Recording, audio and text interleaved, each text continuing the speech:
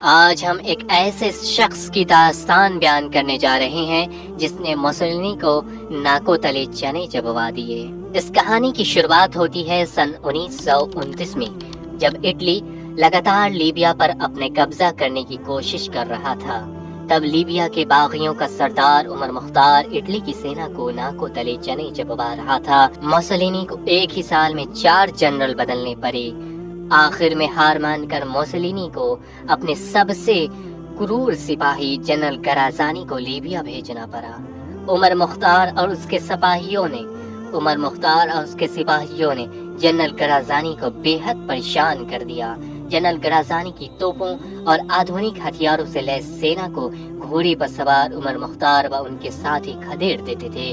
وہ دن میں لیبیا کے شہروں پر قبضہ کرتے اور رات ہوتے ہوتے عمر مختار ان شہر کو آزاد کروا دیتا تھا۔ عمر مختار اٹلی کی سینا پر لگاتار حاوی پڑ رہا تھا اور نئے جنرل کے گلے کی ہڈی بن چکا تھا۔ آخر کار جنرل گرازانی نے ایک چال چلی۔ اس نے اپنے ایک سپاہی کو عمر مختار سے لیبیا میں امن قائم کرنے اور سمجھوتا کرنے کے لیے بات کرنے کو بھیجا۔ عمر مختار اور جنرل کی طرف سے بھیجے گئے سپاہی کی بات ہوتی ہے۔ عمر مختار اپنی مانگیں سپاہی کے سامنے رکھتے ہیں۔ سپاہی چپ چاپ انہیں اپنی ڈائری میں نوٹ کرتا جاتا ہے۔ ساری مانگ نوٹ کرنے کے بعد سپاہی عمر مختار کو بتاتا ہے کہ یہ ساری مانگیں اٹلی بھیجی جائیں گی اور موسولینی کے سامنے پیش کی جائیں گی۔ اٹلی سے جواب آتے ہی آپ کو سوچت کر دیا جائے گا۔ اس پوری پرکریا میں سمے لگے گا، جس کے چلتے عمر مختار کو انتظار کرنے کو کہا گیا۔ عمر مختار انتظار کرتے ہیں۔ اٹلی کی سینا پر وہ اپنے سارے حملے روک دیتے ہیں، مگر اٹلی سے کیا آتا ہے؟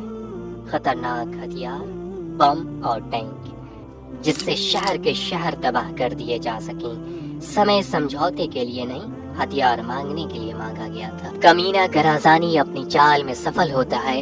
نئے ہتھیاروں سے لیبیا کے کئی شہروں کو پوری طریقے سے تباہ کر دیا جاتا ہے۔ جنرل گرازانی نے عمر مختار کو گرفتار کر لیا۔ 15 ستمبر 1931 کو ہاتھوں میں، پیروں میں، گلے میں ہتھکڑی جکڑ کر عمر مختار کو جنرل گرازانی کے سامنے پیش کیا گیا۔ 73 سال کے اس بوڑھے شیر سے جنرل گرازانی نے کہا، تم اپنے لوگوں کو ہتھیار ڈالنے کو کہو۔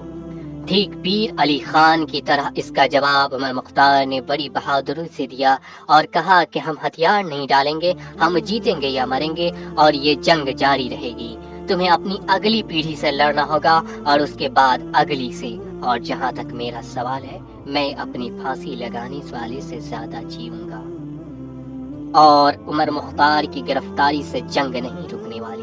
جنرل گرازانی نے پھر پوچھا، تم مجھ سے جان کی بھیک کیوں نہیں مانگتے؟ شاید میں یوں دے دوں۔ عمر مختار نے کہا، میں تم سے زندگی کی کوئی بھیک نہیں مانگی۔